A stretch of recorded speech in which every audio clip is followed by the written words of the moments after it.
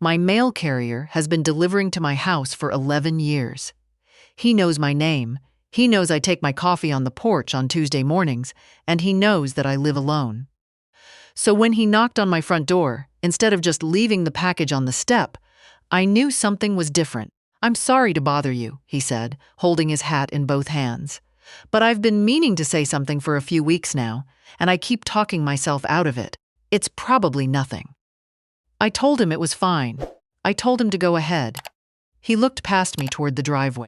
"There's a car that parks in front of your house every Thursday morning, right around 10. A silver sedan, newer model. 2 people get out, a younger man and a woman. They go around the side." He paused. "They always leave within an hour, and you're never home when it happens." I stared at him. Like I said, probably nothing. Maybe family helping out around the yard, I don't know. But I thought, you should know. I thanked him. I closed the door. I stood in the hallway with my hand still on the knob, and I thought about my son. My son and his wife live 40 minutes away in Clarksville. They call on Sundays, mostly. They come for Thanksgiving, Christmas, sometimes Easter. My daughter-in-law doesn't particularly care for me, and she's never tried to hide it. My son, to his credit, pretends not to notice. We've had an understanding for years.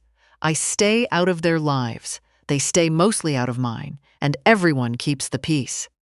What I could not figure out, standing in my front hallway at 67 years old, was why the 2 of them would be coming to my house every Thursday when I volunteer at the Literacy Center. Because I knew it was them.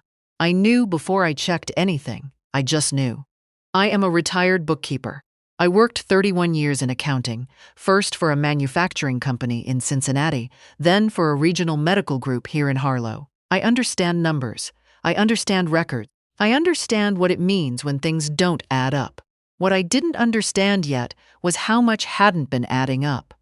I'd noticed small things over the past year, things I'd brushed off because I didn't want to be the kind of woman who invents problems. A book was on the wrong shelf. My reading glasses turned up in a kitchen drawer when I was certain I'd left them by the bed. A photograph on the mantel had been moved slightly, just enough that the frame no longer sat flush against the wall. I'd told myself I was getting forgetful. My husband passed 4 years ago, and grief does strange things to your memory. My doctor told me that. My friends told me that. I told myself that. But I am not forgetful. Not really. I never have been. And somewhere under the grief and the loneliness and the easy explanation, I had known that. My son's name is Marcus. No, wait, his name is not Marcus. I need to tell this right, because the names matter, and I don't want to get confused. My son's name is, well, for the sake of this story, I'll call him my son, because that's what he is. And that relationship is the thing that made all of this so much harder than it should have been. His wife, I'll call her my daughter-in-law. That's the only name that matters anyway. I didn't confront them. Every instinct in my body said to pick up the phone and call my son and ask him straight out what he was doing in my house on Thursday mornings. But something stopped me. I'm not entirely sure what it was. Maybe 31 years of bookkeeping had taught me that you don't accuse before you have the documentation. Maybe I was afraid of the answer. Maybe both. I drove to the electronics store that afternoon. I am not a technology person. I don't use social media. I still write letters by hand, and my landline has the same number it's had since 1987. But I had a nephew who'd set up a doorbell camera for his house after a package was stolen, and he'd walked me through it once when I visited. I remembered enough. The young man at the store was patient with me. I told him I wanted something I could place inside the house, not outside. Something small, something that recorded to my phone. He showed me 3 options, explained each one, and didn't make me feel foolish for not knowing the difference. I bought the middle one, $140. It came with a magnetic base and a lens the size of a shirt button. That night I charged it on the kitchen counter and read the instruction booklet twice. Then I read it a 3rd time. I downloaded the app to my phone, paired the device, tested it by walking back and forth in front of the bookcase. My phone buzzed each time. Clear image, good audio. I practiced until I was sure I understood it. I chose the living room mantel. I angled it so it covered the living room, the hallway leading to the back of the house, and the corner where my secretary desk sits. That desk is where I keep my files. Insurance documents, bank statements, the deed to the house, my husband's pension paperwork. Everything organized in labeled folders, the way I've kept records my entire adult life. Then I drove to the literacy center the next Thursday morning, and I tried to concentrate on helping a 53-year-old man named Joseph learn to read. I did not do a very good job of concentrating. I kept thinking about my phone. I'd turned the notifications to silent. I didn't trust myself not to react visibly, but every 20 minutes I excused myself to the hallway and checked the app. Nothing at 9. Nothing at 9:30. At 10:14, the camera picked up motion. I watched my son come through my back door with a key. I stood in the hallway of the literacy center, with my hand pressed flat against the wall, and I watched him hold the door open for his wife, and I watched her walk directly to the secretary desk, and I watched her sit down and open the top drawer. She knew exactly where to look. She didn't search. She went straight to it. I watched until I couldn't watch anymore. Then I went back into the reading room and I sat down across from Joseph and I said, "I'm sorry, where were we?" "Page 42, he said. He looked at me carefully. "You okay?" "Yes," I said. "Let's keep going." On the drive home that afternoon, I went through what I knew and what I needed to find out. My son had a key to my house. That wasn't, on its own, a crime. He'd had one for years. We'd exchanged keys after my husband died, in case of emergency. His wife knowing where I kept my files also wasn't a crime. She'd been in my home many times. She could have noticed. But they were coming every Thursday for weeks, possibly longer, and they were going through my desk. I needed to know what they were looking for. Or more accurately, I was beginning to be afraid I knew what they were looking for, and I needed to know whether they'd found it. I called my bank that evening. I asked them to walk me through my account activity for the past 6 months. The woman on the phone was thorough and patient, and I took notes on a legal pad the whole time, the way I used to at work. I found 3 transfers I didn't recognize. 2 were for $400 each. 1 was for $600. The dates were Thursdays. I held the legal pad in my lap for a long time after I hung up. $1,100. Not a catastrophic amount, not an amount I'd have noticed if I hadn't been looking, which I think was the point. I have a comfortable retirement, not wealthy but comfortable. I own the house outright. My husband had a good pension, and we'd been careful with money all our lives. $1,100 wouldn't have alarmed me in a normal month. A furnace repair, a dental bill. It would have blended in. But these transfers had no memo, no payee name that made sense, and they all landed in an account I'd never opened. I didn't sleep that night. I lay in the dark, and I thought about my son as a little boy, the way he used to line up his toy cars on the back porch steps in order of color, 'cause even at 5 years old, he liked things organized.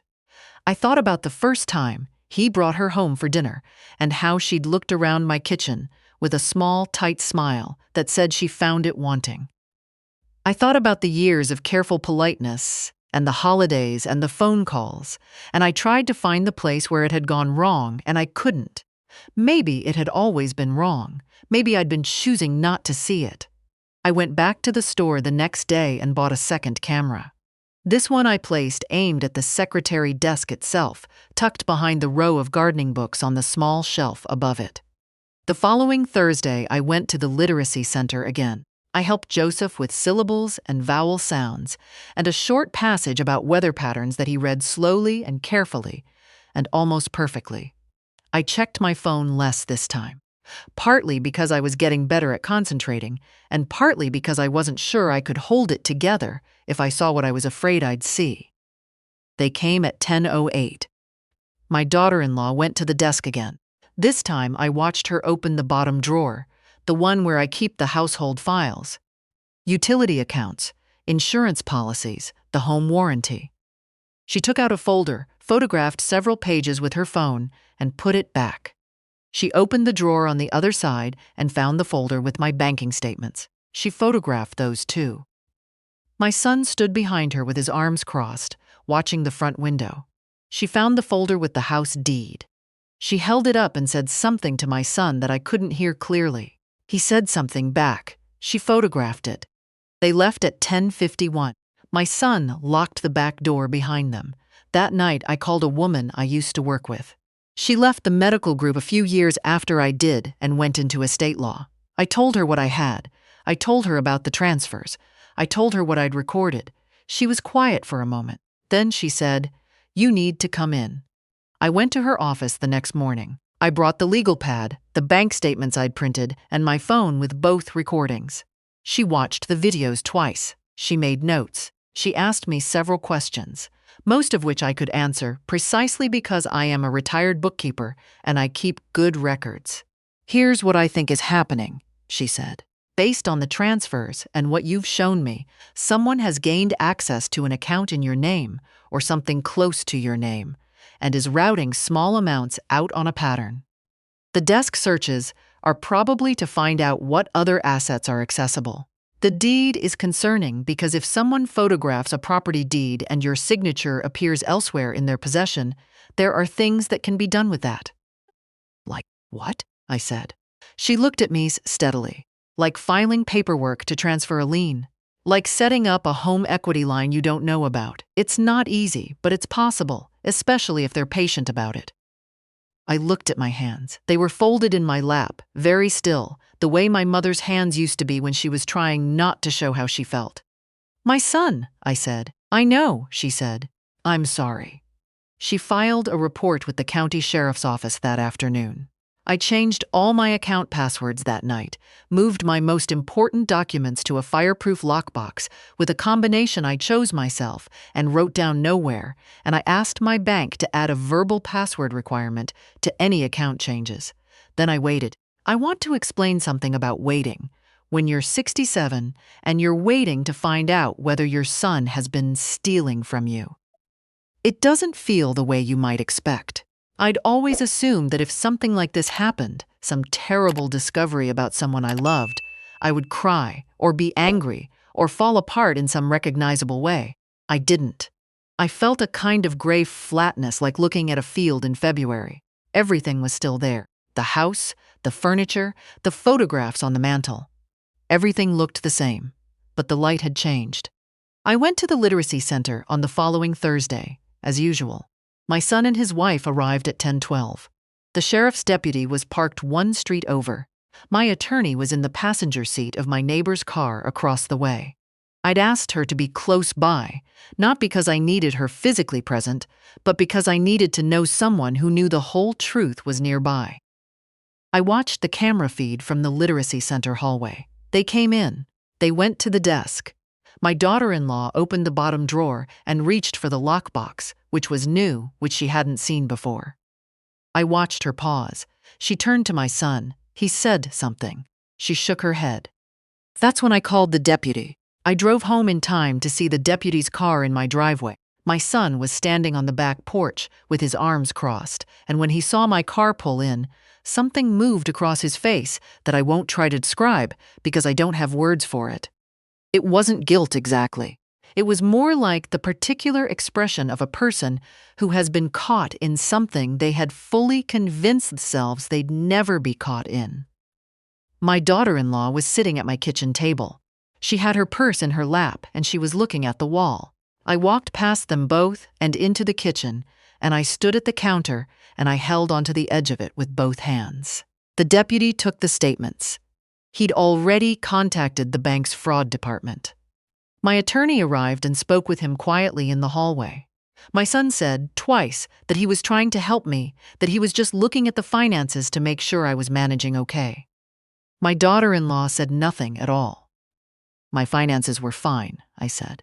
It was the only thing I said to him directly. The investigation took 4 months. What they found was more organized than I'd understood from the beginning. There was a secondary account opened in a name similar to mine, which had been used to redirect the transfers. There were digital copies of 4 of my financial documents stored on my daughter-in-law's laptop. There were emails. This is the part that sits with me still. Emails between the two of them, going back a year and a half, in which they discussed my assets, my health, my competency, and what they characterized as their reasonable expectations.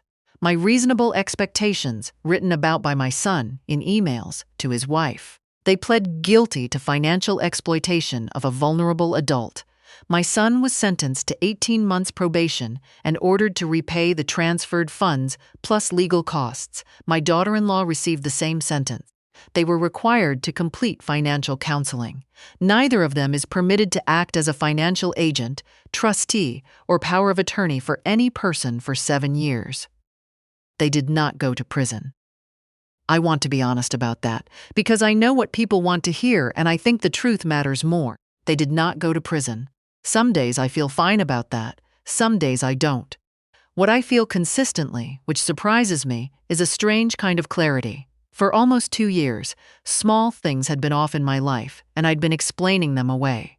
A book in the wrong place, glasses where I hadn't left them, the slow erosion of my own certainty about my own mind. And I see now that that was not accidental. The emails made it clear. They had been waiting, and while they waited, they had been laying a foundation for a narrative in which I was no longer reliable. Not in a deliberate, criminal mastermind way, in a quiet, patient, almost unconscious way that I think scared me more than the deliberate kind would have. I was not losing my mind. I was being made to wonder if I was. I still volunteer at the Literacy Center on Thursday mornings. Joseph passed his reading assessment in April. When I told him, he sat back in his chair and laughed. A big, surprised laugh. The kind people only make when they weren't sure they believed something would happen, and then it does. I thought about that laugh for days. I changed my locks, and I did not give my son a key. I updated my legal documents with my attorney's help, and I made choices about my estate that reflect my life as it actually is, not the life other people had been planning around. I have a granddaughter from my son's first marriage. She's 14, quiet, bookish, with her grandfather's eyes and his way of listening carefully before she speaks. We have lunch together the first Sunday of every month. She orders the same thing every time: a grilled cheese and a chocolate milkshake, even in January. I love her more than I can explain in a way that makes sense, which is the nature of loving someone that way.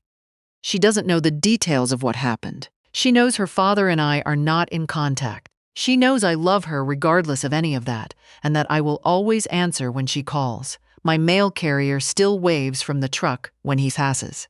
I wave back. Last spring, I left a thank you card in the mailbox for him, just a plain note card with a few sentences, because I wanted him to know that saying something uncomfortable to an old woman on her front porch had mattered more than he probably realized. He knocked on the door to say thank you for the card. He held his hat in both hands the same way he had the first time. Some things you can't unsee once you've seen them. That's true. But some things you can't unfeel once someone has shown them to you, and a little of that is grace.